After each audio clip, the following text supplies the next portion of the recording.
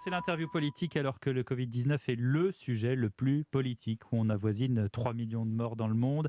Je reçois Anne-Claude Crémieux, professeure en maladies infectieuses à l'hôpital Saint-Louis à Paris, membre de l'Académie de médecine. Professeur, bonjour. Bonjour. À l'heure où la France se reconfine, que les fêtes de Pâques sont sous cloche, que les écoles ferment, qu'on modifie le calendrier scolaire, le virus et ses variants progressent de manière inquiétante. Nous sommes samedi de Pâques, les Français sont découragés, déboussolés, inquiets ou alors résignés en mode ah bah si c'est pour la bonne cause. Qu'est-ce que vous avez envie de leur dire? J'ai envie de leur dire que, on tient le bon bout, Cette parce fois-ci, que oui. Ouais. ouais, On l'a dit souvent. non, non, non, on n'a jamais été, aussi près de la sortie de crise et cette sortie de crise, elle est extrêmement solide parce que nous avons ces vaccins d'une efficacité qui est tout à fait extraordinaire, les vaccins ARN, messagers qui nous ont montré que non seulement il protégeait, des formes sévères hospitalisées, mais maintenant on commence à voir qu'ils vont aussi nous aider à largement contrôler, l'épidémie puisque les vaccins et en particulier, les vaccins ARN messagers protègent C'est-à-dire contre la Moderna et Pfizer. transmission. Ouais. Protègent contre la transmission. C'est-à-dire que, ce sont des vaccins dits stérilisants. Et ça, c'était, pas gagné au Oui. départ et Alors ça que a été bien démontré. jusqu'à présent, on disait qu'on était, comment dirais-je, sécurisé soi-même, mais qu'on continuait à être contagieux. Et Tout là, à vous nous affirmez ce matin que désormais, on n'est plus contagieux. Ce qui a été démontré, c'est que, notamment chez le personnel soignant, vous savez qu'on le prélève, Ouais. donc ça veut dire que on peut comptabiliser non seulement les formes symptomatiques, mais les formes asymptomatiques. Eh bien, au bout de 2 injections par le vaccin Pfizer, plus de 80 des, formes asymptomatiques, sont, prévenues.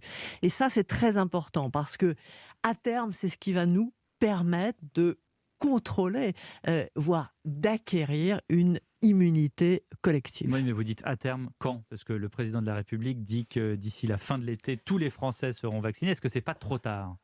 Voilà, on a vraiment 2 objectifs. Le premier, le plus urgent, c'est, d'éviter les formes hospitalisées, d'éviter les formes sévères, pour ne plus connaître cet encombrement, Mhm. des, hôpitaux.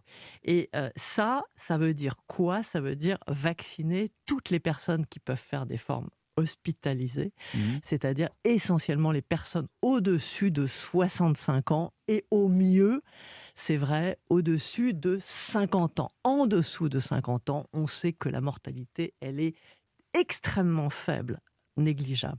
Donc si on arrive à vacciner tous les adultes au-dessus de 50 ans, je dirais, on a gagné la première partie, c'est-à-dire éviter les formes hospitalisées, les formes sévères. Dans un deuxième temps, et c'est plutôt la deuxième partie de l'année 2020, il s'agira 2021. 2021, il s'agira d'essayer d'atteindre une immunité suffisante pour bloquer, ou en tout cas diminuer de façon extrêmement importante la circulation du virus. Ouais, mais alors du coup, on parle du virus, on parle aussi des variants, le variant breton, le variant Henri Mondor, du nom de l'hôpital où on l'a découvert. Ça va s'arrêter où? Est-ce que ça veut dire qu'il faudra revacciner chaque année? On dit qu'on va vivre avec le virus, mais on va surtout vivre avec les vaccins, les différents vaccins d'année en année. Alors, on va identifier beaucoup de variants puisque maintenant on séquence beaucoup et tant que le virus se multiplie, il va y avoir des erreurs de recopiage, des apparitions de variants. Mais ce qui nous intéresse, c'est ce qu'on appelle les variants of concern, c'est-à-dire Mhm. ceux qui ont vraiment un impact sur l'expression de la maladie, sa transmissibilité ou sa sévérité. Ça veut dire qu'il y a des variants importants et des variants pas importants. Absolument. Par exemple, un exemple, le variant californien, dont on a beaucoup parlé, qui a Ouais. d'ailleurs, dont on a pas mal de personnes infectées en Californie. On vient de découvrir que finalement, il augmentait très peu la transmissibilité et il ne modifiait pas les formes cliniques, c'est-à-dire il ne modifiait pas le tableau ni la sévérité de la maladie. Donc ce qui nous intéresse, c'est ceux qui effectivement ont un impact. Vous avez raison, le variant sud-africain, le variant anglais Ouais. sont des bons exemples.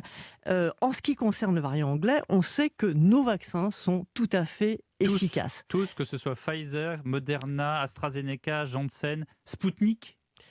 Alors, le Sputnik n'a pas été essayé dans des pays où il y avait le variant anglais qui circulait, mais tous ceux qui ont été essayés dans des pays où le variant anglais circulait Fonctionne. ou fonctionne. Celui qui nous pose un petit peu plus de problèmes, c'est le variant sud-africain qui, effectivement, entraîne un affaiblissement de l'efficacité du vaccin. Mais on garde un très bon espoir parce qu'il a l'air quand même de fonctionner pour prévenir les formes sévères. Qu'est-ce que ça veut dire ? Ça veut dire que possiblement, il y aura, mais on ne sait pas quand, et on ne sait pas vraiment si c'est nécessaire, des adaptations vaccinales. Là encore, il semble que le vaccin domine encore le virus, puisque vous le savez, les industriels ont déjà préparé des nouveaux vaccins, des versions 2 qui seraient efficaces. Donc, ça veut dire, parce que j'aimerais que vous me répondiez à ma question, ça veut dire qu'on va devoir se faire revacciner au besoin ? On n'en est pas encore sûr, c'est ça qui est intéressant. C'est peut-être, oui, c'est possible que ultérieurement, dans un an, soit... dans 2 ans. Absolument, c'est possible, c'est tout à fait possible, mais on n'en est pas encore certain. Pour ça, il y a 2 paramètres qui nous manquent. La durée de l'immunité conférée par le vaccin. Ouais. Deuxièmement, est-ce que... Parce qu'on n'a pas assez de recul. Parce qu'on n'a pas assez de recul.